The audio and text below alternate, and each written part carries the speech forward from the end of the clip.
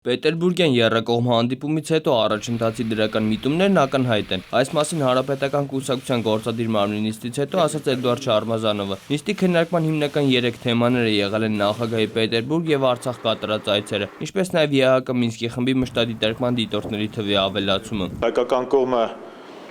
մի դուրքրոշումը չի փոխել, սա հանդիպում էր Վիեննայի պայմանավորվածությունները շարունակելու առումով,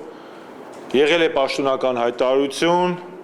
որի համաձայն եւս մեկ անգամ վերահաստատվել է խաղաղության ամրապնդումը։ Էդուարդ Շարմազանովն անդրադարձավ Ադրբեջանի նախագահի աշխատակազմի ղեկավար Նովրուզ Մամեդովի հայտարարությանը տարածքների վերադարձի մասին։ ՀՀԿ խոսնակն այն որակեց Մամեդովի հիվանդ երևակայության արդյունք եւ շեշտեց, որ պաշտոնական Երևանն իդեմս արտգործնախարարի արդեն պատասխանել է այդ հայտարարությանը։ Այնուհետև Մամեդովի հայտարարությունն այլասերված մեկնաբանություն որակեց Ռուսաստանի արտգործնախարարության խոսնակը։ Սա էլ պաշտոնական Երևանը չի ասում, սա պաշտոնական Մոսկվայի